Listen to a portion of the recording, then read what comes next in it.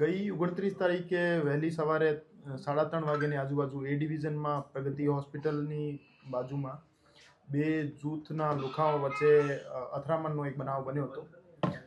તો આ બનાવ બાબતે બંને પક્ષો વચ્ચે સમાધાન થઈ જવાના કારણે કોઈ પણ પક્ષે પોલીસ સ્ટેશનમાં ફરિયાદ આપી નહીં.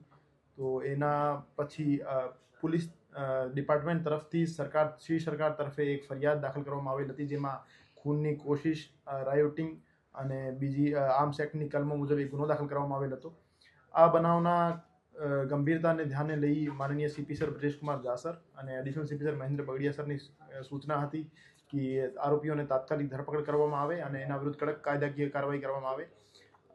આ બાબતને ધ્યાને લઈ એસીપી શ્રી ભરત બસિયા સાહેબના નેતૃત્વમાં ક્રાઇમ બ્રાન્ચના પીઆઈ શ્રી ડામોર સાહેબ, શ્રી જાદવ સાહેબ અને ગોંડલિયા સાહેબની ટીમો લાગેલી હતી.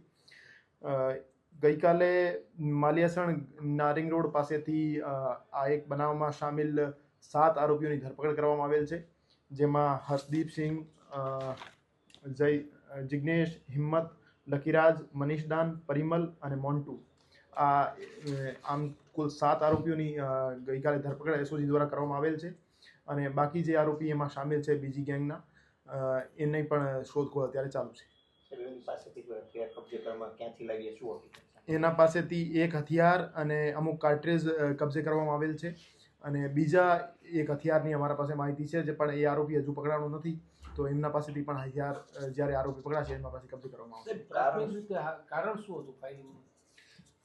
ફાયરિંગનો કારણ મૂળ જનવરી મહિનામાં એક માલવીયનગર પોલીસ સ્ટેશનમાં ગુનો દાખલ થયો હતો, જેમાં રાધિકા નામની એક મહિલા છે, એના ઘરે બંને જૂથના વચ્ચે એક માથાકૂટનો બનાવ બન્યો હતો. એના લીધે પછી તાલુકા વિસ્તારમાં એક અટેમ્પ્ટ ટુ મર્ડરનો ગુનો દાખલ થયેલો હતો અને ફરીથી ઓગસ્ટ મહિનામાં બંને જૂથ વચ્ચે એક આ માથાકૂટના ખાર રાખી એક ફરીથી બનાવ બન્યો હતો અને એ જ જૂની ચાલતી 10 મહિનાથી જે માથાકૂટ ચાલે એની જે બનાવ બન્યા છે 3 બનાવ, એની જે મનમાં ખાર રાખી આ જ બનાવ બન્યો હતો. રાધિકા સામે કોઈ ફરિયાદ કે ગુનો નોંધાયેલો? રાધિકાની સામે કોઈ ફરિયાદ બીજી ગેંગ છે જે સમીર ઉર્ફે મુર્ગો કહેવામાં આવે છે, એના કોઈ ગેંગના કોઈ લોકોની ધરપકડ? એ જૂથના 3 માણસોને અત્યારે રાઉન્ડ અપ કરવામાં આવેલ છે અને એ બનાવમાં સામેલ હતા કે કેમ આ બાબતે એની પૂછપરછ ગહેનતાપૂર્વક ચાલુ છે અને એની એમાં ઇન્વોલ્વમેન્ટ સામે આવે તો એની પણ ધરપકડ કરવામાં આવશે. ગેંગ છે 4 વર્ષમાં ચોથો બનાવ છે, તો કોઈ કડક કાર્યવાહી કરવામાં? આ બંને જે જૂથ છે એના વિરુદ્ધ GCTOCના કાયદા હેઠળ કાર્યવાહી કરવાની પ્રક્રિયા હાથ ધરવામાં આવી ગઈ છે અને આવનાર 5-7 દિવસમાં એમના વિરુદ્ધ GCTOCના કાયદા હેઠળ કડક કાર્યવાહી કરવામાં આવશે.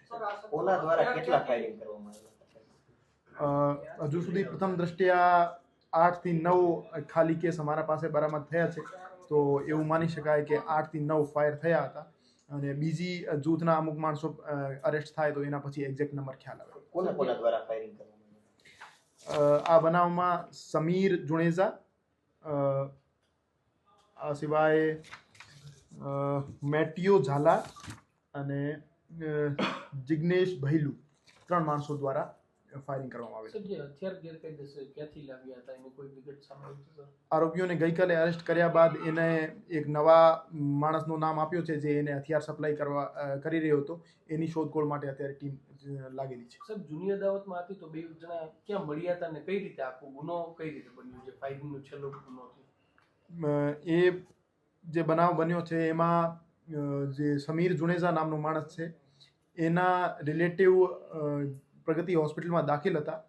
તો એ રિલેટિવને જોવા માટે જુણેજા જૂથના માણસો ત્યાં ભેગા થયેલા હતા અને એ માણસો ત્યાં ભેગા થયેલા આ બાબતની જાણ સામાવાળા માણસો ગઢવી જૂથના માણસોને ખ્યાલ થતા એ કારમાં 2 I-20 અને સ્વિફ્ટ કારમાં બેસી ત્યાં જગ્યા ઉપર આવેલ અને એના ઉપર ફાયર કરેલ.